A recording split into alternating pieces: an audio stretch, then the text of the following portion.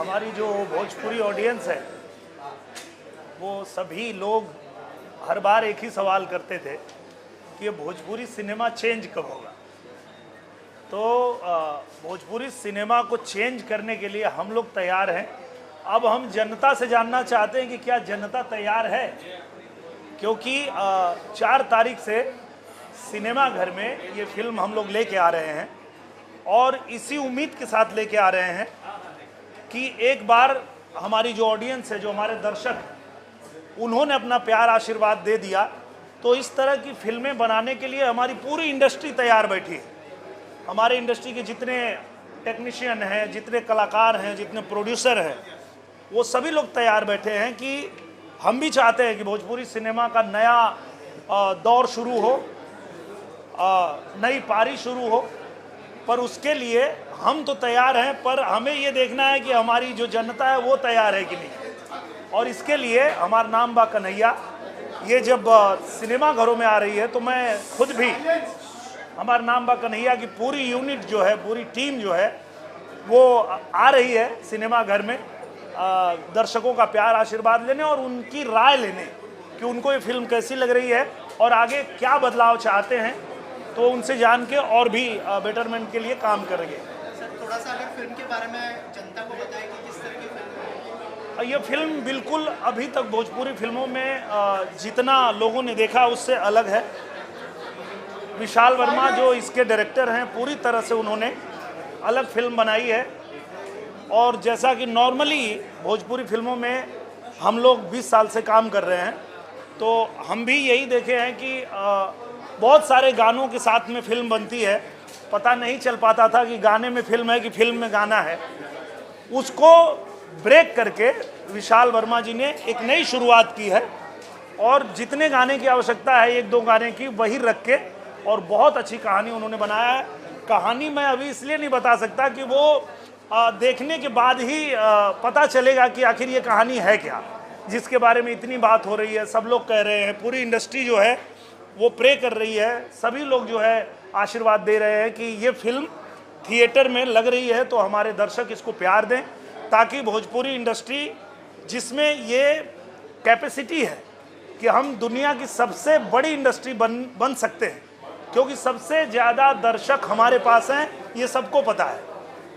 तो वो दर्शक जब हमें सिनेमा घर में मिलेंगे और उनका प्यार मिलेगा तो निश्चित रूप से आप देखेंगे कि भोजपुरी इंडस्ट्री में बड़ी से बड़ी फिल्में बननी शुरू हो जाएंगी। दिनेश जी, जैसे आपने कहा कि भोजपुरी सिनेमा चेंज हो रहा है, चेंज की तरफ है, एज एन एक्टर आपने अपने आप में क्या चैलेंज लाया है और क्या चेंजेस लाया है, और ये फिल्म करने का कैसा एक्सपीरियंस रहा है? बहुत ही अलग एक्सपीरियंस है और बदलाव यही है कि नॉर्मली फिल्मों में होता ये था कि हीरो के इर्द गिर्द कहानी घूमती थी, पर इसमें ऐसा नहीं है। इस फिल्म में जो स्क्रिप्ट है वही हीरो है और हम सब किरदार हैं और सभी किरदार जो है वो अपनी अपनी भूमिका निभा रहे हैं, लेकिन स्क्रिप्ट हीरो है।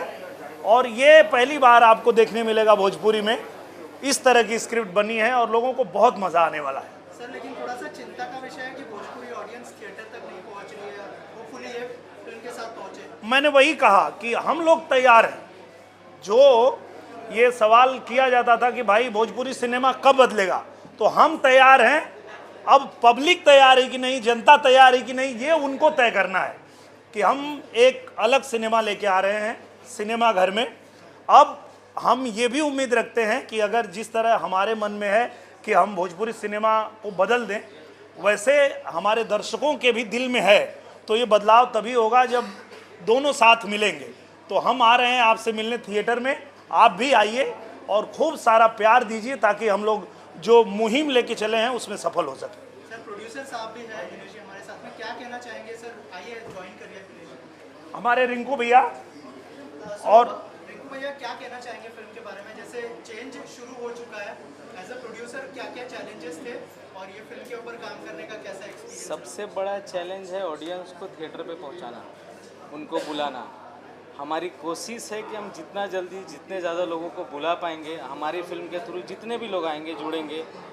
दिनेश भैया ने ये रेवोल्यूशन जो है वो इन्होंने क्रिएट किया कि भाई मुझे भी करनी है ऐसी फिल्म जो थोड़ी अलग हो, तो हम लोगों ने उसी हिसाब से ये फिल्म बनाई है कि वो जो चीज़ें हैं जिसको बोला नहीं जाएगा, बट ये इसमें दिख जाएगा आपको फिल्मों में कि समझ में आएगा कि वो चीज़ें नहीं है इसके अंदर, जो चीज़ें के लिए भोजपुरी जानी जाती है। तो ये रेवोल्यूशन स्टार्ट हो रहा है। अब हो सकता है हमारे यहाँ से, हमेशा सुना है मैंने कि इन्होंने ही चेंज किया इंडस्ट्री को, तो शायद इस बार भी इनके हाथ में ही है वो। नहीं, पर मैं इसमें थोड़ा आपको थोड़ा सा बदलाव करूंगा। पूरी इंडस्ट्री तैयार है चेंज करने के लिए, सारे टेक्नीशियन, सारे प्रोड्यूसर, सारे एक्टर, सब लोग तैयार है, बस अब ऑडियंस को तैयार होना है। बिल्कुल। और इस फिल्म को जब आपका आशीर्वाद मिलेगा तो आप देखेंगे कि हमारी पूरी इंडस्ट्री आपको बढ़िया से बढ़िया फिल्म बना के देगी। थिएटर में जो आपका प्यार मिलता रहा है वही प्यार हम फिर से लेने के लिए आपके बीच में आ रहे हैं। बिल्कुल।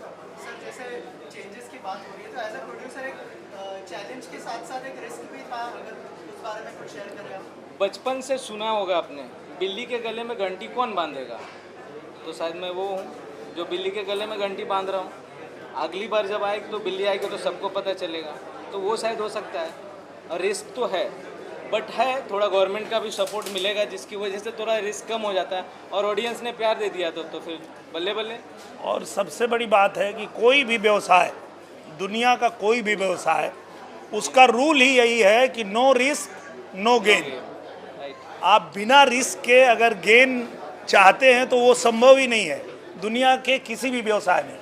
तो ये हमारा सिनेमा भी एक व्यवसाय है, और उसको जब हमारे रिंकू भैया जैसे प्रोड्यूसर जो बदलाव लाने की जो हिम्मत रखते हैं, उन्होंने ये पूरी तरह से अपना जो धर्म है वो निभा दिए हैं। अब ऑडियंस को अपना धर्म निभाना है। सर आखिर में कितने थिएटर्स में रिलीज हो रही है उसके बारे में? अभी हम लोगों ने 16 थिएटर किया है, जो यूपी में कुछ 4 जगहों पे है, वो अभी डिस्क्लोज हो जाएगा। और एक झारखंड में हो रहा, धनबाद में, और बाकी 11 लोकेशन बिहार में। तो वहाँ पे बिहार, झारखंड और उत्तर प्रदेश और बॉम्बे में, सॉरी, और बॉम्बे में, मुंबई में। Thank you so much. Thank you.